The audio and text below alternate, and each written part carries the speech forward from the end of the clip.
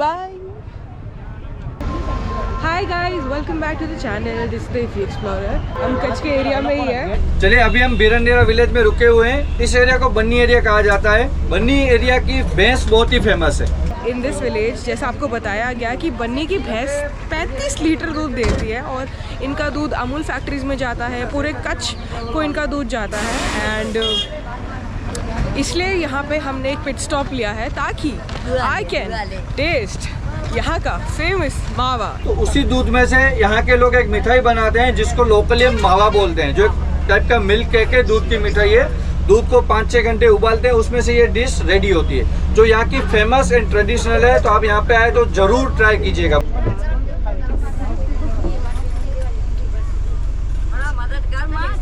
If you like milk cake, you will love this because ये milk cake का liquid form, milk cake का ये liquid form है, caramelized version। Apoorva ने बताया मैं। Very good, very nice। So कितने का है ये? भी पता करके आया, 300 रुपये किलो है। वाओ, काफ़ी फ्रेश है और गर्मा गर्म मिल रहे हैं। एंड आई थिंक सुबह की शुरुआत अगर करनी हो किसी को, very good thing to start. तो ये था रिव्यू बन्नी की भैंस के मावा का। Our second stop for the day, Nirona village.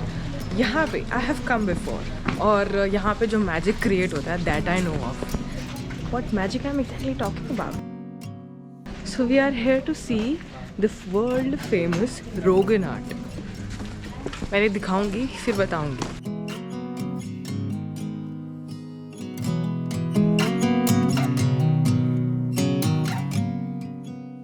इस आर्ट का नाम है रोगान। ये हम बनाते हैं कैस्टर ऑयल। उसको हम प्रोसेस करते हैं गर्म करके जंगल में। 2 दिन इसका लंबा चौड़ा प्रोसेस है। फिर तीसरे दिन ठंडा हो जाने के बाद ऐसे गम की तरह हो जाता है। जो रोगन शब्द है वो पर्शियन है, मीन्स ऑयल बेस्ड। लेकिन इस कला की विशेषता ये है कि कोई भी पहले ट्रेसिंग मार्किंग कुछ नहीं होता, कपड़े के ऊपर फ्री हैंड बनता है। और ये हमारे परिवार में 400 साल से परंपरा चली आ रही है।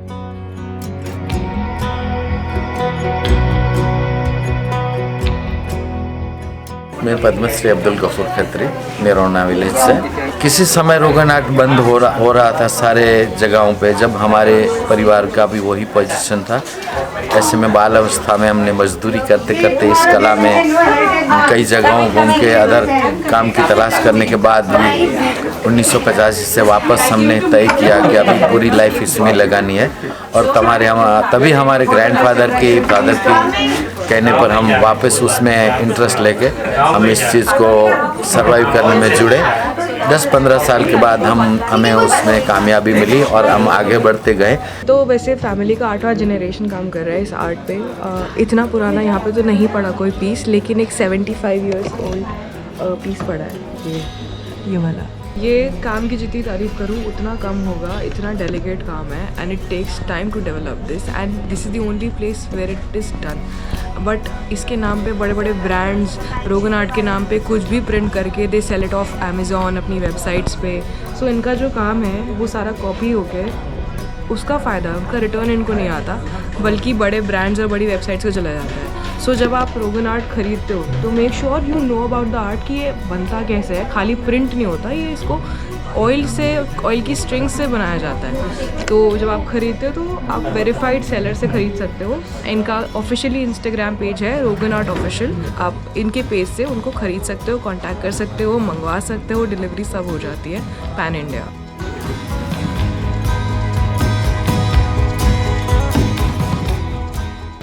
इंडिया की गलियों में आपको बहुत अमेजिंग चीज़ें मिलेगी। द सेकेंड अमेजिंग थिंग जो हम कच्छ की गलियों में देखने आए हैं वो है कॉपर बेल आर्ट।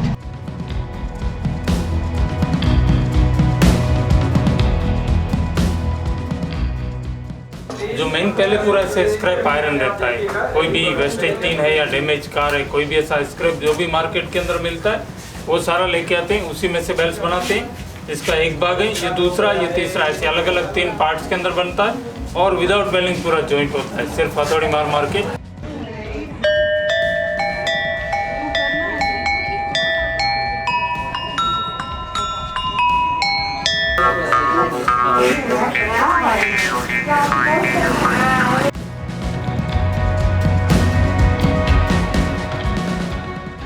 कच्छ की गलियों में तीसरी amazing cheese lacquer would craft. ये जो लैकर वुड क्राफ्ट है, जो ट्री की बाग पे जो लैकर निकलता है उसको कलेक्ट करके और जो आपका वुड है उस पे धागे से बार बार रोटेट करके चढ़ाया जाता है। इट्स नॉट पेंटेड, ये ट्रांसफ़र करा जाता है कलर्स के साथ।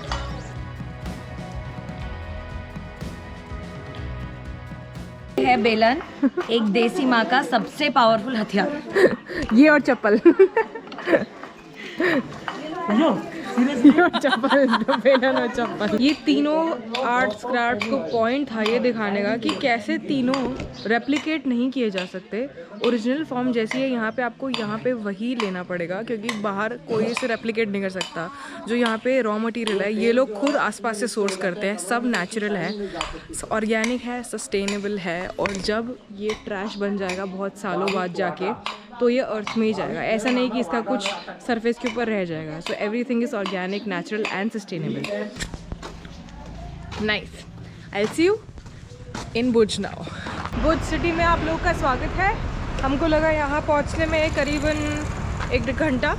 और जो चीज़ हम लोग यहाँ पे देखने आए हैं उसको बोलते हैं छतरी सेनोटॉप्स। क्या था ना कि भुज एक बहुत ही पुराना सिटी है। यहाँ पे बहुत सारे राजाओं का राज हुआ करता था। जब यहाँ पे राजाओं की डेथ हो जाती थी, जो समाधि थी वो यहाँ पे रख कर उसके ऊपर छतरी बना देते थे।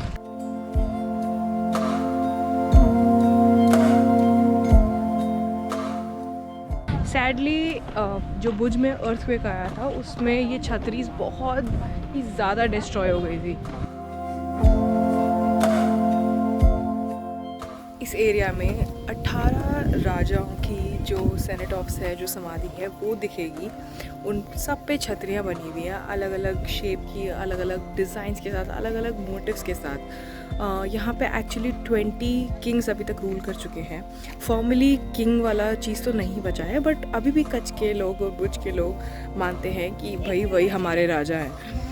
और जो 19th किंग है उनका जो समाधि है वो मांडवी में है। जो 20th किंग है जो अभी अभी गए हैं उनका समाधि यहाँ बनने वाला है। So I hope you like this very short vlog. There are many places to visit there in Kutch district, apart from the Ran Utsav and the White Run of Kutch. So I hope to see you in another location very soon. This is Ipi signing off. Bye bye.